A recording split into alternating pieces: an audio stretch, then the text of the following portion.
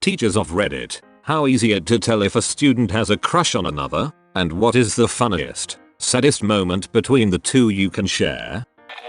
High school teacher. Depending on the kids' personalities, they either get louder or quieter when their crushes are present. The loud ones are freaking annoying. The quiet ones are the ones I would purposefully sit next to their crushes. Huh? Oh god, I just realized that my 66-year-old gov teacher totally knows. Teenagers are not subtle by nature, but they are amazingly oblivious when it comes to matters of their heart. They are really perceptive with other things, though. The boys almost never recognize if a girl likes them, and the girls never realize a guy is showing interest. It's funny to watch it happen. It's so blatantly obvious as an outsider, but I remember being just as oblivious as a student. It's called crushing self-doubt. I had a girl literally ask me out and I slept on it and convinced myself she was just fricking with me in an attempt to embarrass me.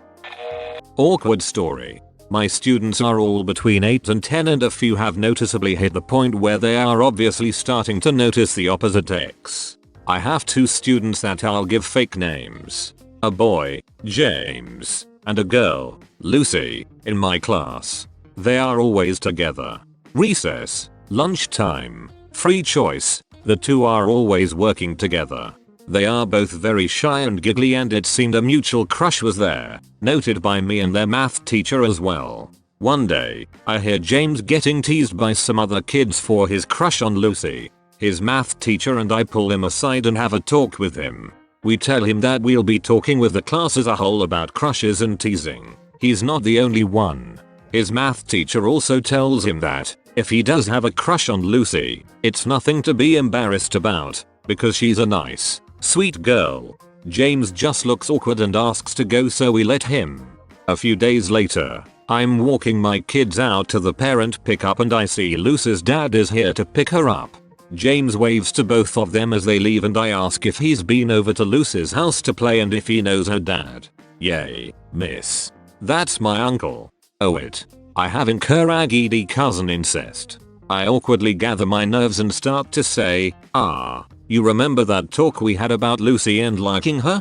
Well, I didn't realize she was your cousin, so I thought you didn't. That was weird, miss. Then he just laughed and said he liked a different girl anyway from his older sister's class.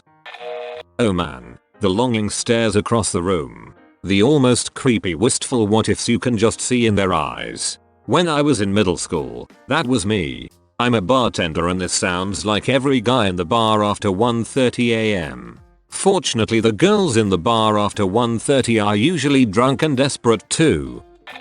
I'm a substitute teacher and my favorite student with a blatant crush experience was with a 2nd grade class. I picked the kids up from the yard after recess and a boy came to me very upset because one of the girls had been chasing him the entire recess. Once we got back to class I talked with the girl, asking for her side of the story. Conversation went something like this. Me. Jose was pretty upset about something that happened this recess. Do you want to tell me what happened? Girl. We were playing. Me. He said you were chasing him. Is that true? Girl. Slight blush. Yeah. Me. Do you think he wanted you to be chasing him? Girl. No. Me. If you knew he didn't want to be chased, why were you chasing him?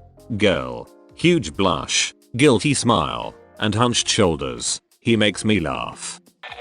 I have this one teacher that will totally just say anything that's on her mind. One she just flat out said, do you guys like each other or what? To these 2 kids in my class. Within 3 days they were dating and still are. That could have easily resulted in them being super embarrassed and avoiding each other forever. A good teacher would know how to make it happen, or when to not say it. Having been a sub, and only a sub, I can tell already that it is surprisingly easy to know which kids to push and which to leave alone. Former 6th grade teacher here. I was there to witness one of my kids take his first big leap. At lunch, he asked the girl he had a crush on, will you go on a date with me? She smiled and said yes. Immediately the boy on the other side of her said, don't go out with this fricker, go out with me. She smiled and said okay. Middle school is tough, man. Pulled on. He must have been devastated. Yeah, he was pretty shattered the rest of the week. He was in the same class as the girl, so there were a lot of longing looks and wistful sighs. I'm pretty sure that's the kind of thing you remember forever. If he had punched the other guy immediately after the event, would you have been mad? I feel like, in that situation, I'd take a minute to break things up unless the kid was losing. I would have understood, would have stopped it, but might have spent the walk to detention explaining which way the other kid walked home. It is painfully obvious most of the time. Here are some of the things I saw. Continuous glances at the same person. Body language that positions the person closer to the other person. Interjecting into a conversation that the person was not engaged in to begin with. Being helpful more so for a person than for anyone else in class. Flirting, obviously. Boastful storytelling, a lot of times it is outlandish and very obviously untrue. Hanging around the other person uninvited. And checking out the other person while oblivious to their surroundings. What is funny is that most people think they are being sneaky or inconspicuous. From my vantage point in the front of the classroom, these things seemed so obvious as to be genuinely painful to observe. It was especially painful when the feelings were intentionally unreciprocated.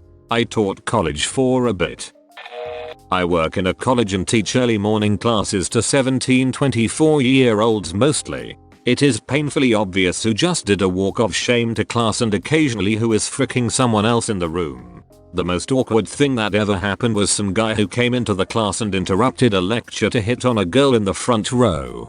He wasn't even a student, just some fricker who walked by our open campus and recognized the girl through the window as the girl who he saw at Jack in the Box a week earlier. He doesn't even go here. He just has a lot of feelings.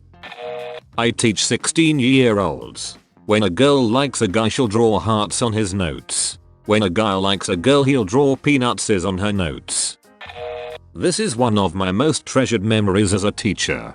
I was a student teacher, so I was not prepared for this. I asked my students to write and share their own poetry. We focused on sensory imagery, and I had the presentation staged at the local university for a bit more gravitas. Some were funny, some were surprisingly beautiful, but most were banal, and the exercise was mostly boring. This one girl got up in front of the class visibly shaking. She was near tears for her entire poem. I wanted to help her, but I had no idea what to do, so I just watched like everyone else as she poured her heart out to a boy in the class who did not reciprocate. When she finished, there was a silence in the room, and after a few seconds which seemed to stretch out forever, one of her friends stood up and ushered her out of class as the tears began to flow. Nobody made fun of her, but the boy also didn't show that he felt the same. It was just out there with no commentary. It is to this day one of the bravest acts I have ever witnessed.